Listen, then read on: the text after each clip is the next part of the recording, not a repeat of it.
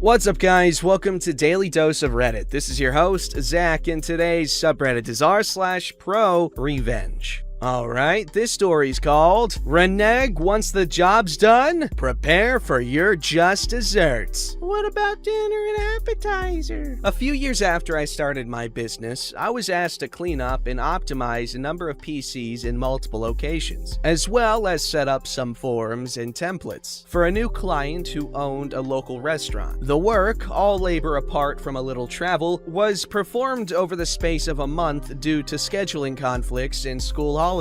But on completing the last of it, the client confirmed verbally that he was happy with all I'd done and to go ahead and send an invoice. I duly emailed an invoice for a sum just in excess of £400. I waited for payment. Never heard anything, sent reminder emails, called and left messages, but no response. Eventually, a couple of busy months had passed and I met the client by chance in the local supermarket. On asking why he'd not paid or been in touch, he said that all the PCs were as bad as they had been before I'd started, and that he had tried to contact me with no success, as my landline and mobile phone had caller display as well as all answering services, and there had been no emails. I knew the latter was beaver sausage, and any PC user knows a system can easily go back to pot if the user's bad habits don't change. So I contacted a local debt collector, gave him the details, printouts of all my call logs and post-invoicing emails, and he took them to the restaurateur. On his return, his words were, "He's not disputing the invoice. He's saying that the work wasn't done right, so it's his word against yours." I queried if it was worth taking the guy to small claims court, to which the debt collector said, "Even if you could prove he confirmed he was satisfied with the work, they might insist you get his computers back to their pre-invoice state again. Do you really want to spend more time doing that?" Of course, the answer was no, so I stewed it over in my mind and came up with a plan. At this point, it was late November, so creating 2 throwaway email accounts and female names, I got in touch with the restaurant to book a large party for Valentine's night the following February. I put it down as my husband's surprise 40th birthday party, confirmed that my husband's sister, and CC'd her in the message with the other throwaway, couldn't make the journey north but would happily pay the £10 a head deposit as her share toward the night. Of course, as time went on, the ideas grew arms and legs. The numbers attending increased until the owner suggested he'd reserve the whole restaurant for the evening, and they'd happily arrange the seating to suit us. But could I ensure the deposit was sorted ASAP, please? Of course, I confirmed that the sister was a scatterbrain and that I'd ensure the check was with him very soon. He emailed the sister using the CC address, and she confirmed it had been posted. To keep him on side, I asked for a proposed menu in advance so that I could send it to all the attendees for pre-ordering. Naturally, they were delighted that they know this, as it makes their life much easier. Consequently, the numbers for all 3 courses were emailed in, with a few fussy eater variables thrown in for a good measure. Needless to say, by the beginning of February, he was getting quite antsy about there being no sign of the deposit, but I assured him that the sister's check must have been lost in post, so she'd send another by special delivery, if they could ensure someone was there to sign for it. I knew the owner lived about 25 miles away, and the restaurant didn't open until 5 p.m., so he'd have to come in very early and hang around waiting for it. A week before D-Day, and he'd obviously had enough. He emailed in a spat saying they turned away numerous inquiries, had no deposit, and could no longer hold back on taking other bookings. This time, I didn't bother replying. My part was done. My wife, at the time, and I were booked in at another restaurant close by for our own Valentine's meal, after which we took a walk past the restaurateur's business premises to see just 2 cars in their parking lot, one of which was his. I'm not sure how much he must have lost out on that night, but knowing his prices, I'd bet it was significantly more than the £400+ I'd invoiced him. Of course, lessons were learned by me too. Get written or emailed confirmation of job satisfaction for one, and not letting new clients go unbilled for too long was another. another. Naturally, I had no hesitation letting all and sundry know how he'd behaved either, so he was blacklisted or forced to pay up front for any work by IT and other professionals I knew locally. Good job.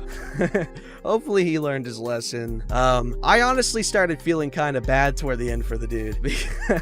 Oh man, but he got what was coming to him. This story's called Fired from Last Job, but I got the last laugh. Pardon the format, I am on mobile. I worked at a retail chain that sold pet supplies and products. When I started working there, it was great. Family owned and everyone I worked with was fantastic. The owners eventually wanted to retire and sold the small chain to an investment group. Once the investment group took over, almost all but a few employees were let go, forced out, or just quit. I hung on for a little while longer before I got promoted at my other job. New company brings in new manager to my store. My store was the top performing store in the entire chain, bringing in about $10,000 to $12,000 a day on average. It was always more on weekends and especially around the holidays. The new manager is a Mr. Company Man. Company told him they only want employees around for 2 to 3 years. Myself and 2 others had been there for 10 plus years, so naturally he began ruffling feathers and giving us all a hard time. Unfortunately, he decided on me first. Mr. Company Man found out I worked 2 jobs. The 2 jobs are not in related fields, so there was no chance of any conflicts of interest on my end. However, my second job requires me to work nights and weekends. When Mr. Company Man found this out, he demanded I work nights and weekends there, so it was fair for everyone. I didn't work nights and weekends there because I was that store's only OSHA certified forklift operator, and deliveries didn't come in at night. They came weekday mornings every day. Mr. Company Man didn't want to hear that and told me I either had to work nights and weekends or that day would be my last day. I told him, don't threaten me with a good time. I suppose today is my last day then. I was pretty pissed about that, but it's not a big deal now. Ended up being the greatest thing that ever happened to me. I went home early, didn't finish my shift because screw them. But when I got home, I decided to call my local OSHA inspector and report them for not having a certified operator on staff, as well as numerous other hazards. Needless to say, they lost close to 3 weeks' profit from all the violations the inspector found. I was surprised they even showed up. In my state, the inspector will call you back after an inspection and tell you if your claims were founded or not. Mine were, and Mr. Company got his ass chewed out so bad he ended up quitting. Edit. Wow, I didn't expect this to really get any attention. Thanks all for the awards. To add a bit more, after I was fired, it really motivated me to get my behind in gear and get back to school, working as a stationary engineer now. Thanks everyone. That's a good story. I'm glad you didn't take his crap.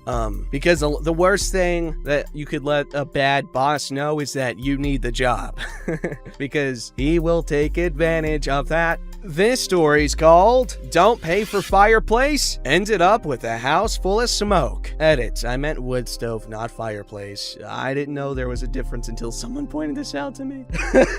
A friend of mine used to install wood stoves and sell firewood. He still sells firewood, but stopped bothering with fireplaces. This one guy bought a fireplace and wanted it installed. My friend did this, but told him he would need a higher chimney for better air drawing. The guy refused it. I'm assuming maybe he didn't want a higher chimney for the look, and my friend kept insisting. The owner said no, and when the fireplace was done, he complained it was hard to get a fire going due to the chimney being too short, leading to poor drawing of air. My friend came with a chimney extension and it worked fine, but he decided he didn't want to pay still, even though the job was done and done well. So a few weeks later, my friend was passing through the area and saw nobody was home, but there was a fire going to keep the house warm. Owner must have been at work. So my friend climbed up onto the roof and got his chimney extension back. It was a plus, but not enough to cover everything that was installed and the time put in. Where things get funny is that once he took the extension off the chimney, due to poor drawing of air, the house started to fill up with smoke as the fire burned. The owner must have come back home to a thick smoke-filled room, trying to get the smell out of stuff. Probably a layer of soot on everything. To my recollection, the owner did not have any pets. Oh, thank God, I was gonna say something. So no lives were harmed. But when everything you own is black and reeks like smoke, and your home is freezing in the the middle of winter, I bet you would rather have paid someone for their products and services. I hate people like that. When they know from the point they hire you, no matter how good of a job you do, they will try to find some reason not to pay you. That is horrible. God, that could have been so bad if there was like a pet or something that lived in the house with them. Oh my God. That is, okay, I like this revenge and execution, but I don't know, man. This is reckless. This story's called Opening My Big Mouth at Work. So without giving too much away, my company mostly deals in customer service via phone and mobile messaging. They kindly give us off both Thanksgiving and Black Friday every year. However, one rule they have in place, basically because they can, regarding overtime is silly, and hopefully they learn, thanks to some petty revenge, to the company's detriment. This rule regarding overtime, whenever an employee works beyond their 40 hours, they are paid time and a half. If that week they do not work 40 hours, either because of time off or a holiday, they would only receive regular pay for working extra time. This is in compliance with state law where the company is headquartered. On Thanksgiving Eve this year, as we referred to the Wednesday before Turkey Day, we had a major tech issue that brought the company to a standstill. Normally, this wouldn't be too crippling to our clients because our phones are traditionally dead before the holidays as people travel en masse. On this 2020, our year of our virus, we were getting a normal day's volume, and we could do hardly anything to help with half our software out of commission. We explained the issue, noted their question, and promised they would hear from us no later than Monday. Management frantically watched the calls pour in and the promises to call back build up and took to the online forum, we all work from home, begging for employees to work overtime from Friday to Saturday to chew a substantial way through the call list. In anticipation of the extra cash, volunteers amassed. I was ready to throw in my hat as well, but had been at the company for a long time, knew better. But I wondered, would this be the one time they'd rethink their stringent policy and grant the extra pay? Innocently, I forgot about the policy and exclaimed on the thread in delight, "Yes, I could use the time and a half to buy gifts this year." You could see 3 members of upper management start typing and stop for a decent 5 minutes. Finally, one of them must have gotten the green light and worked out the pleasant and warm company speak wording to let us know we could go F ourselves if we thought we could get extra holiday pay for working Thanksgiving weekend. Boy, did those volunteers drop off real quick. And does this mean that I just subjected the whole crew of phone reps to extra work on Monday? Ha! No. We'd be overbooked the week after a holiday anyway. There are only so many people we can physically call in an 8-hour day. No. For those extreme high volume times, they deploy the management. Good job, fellers. Management is salaried and doesn't get extra money for extra time.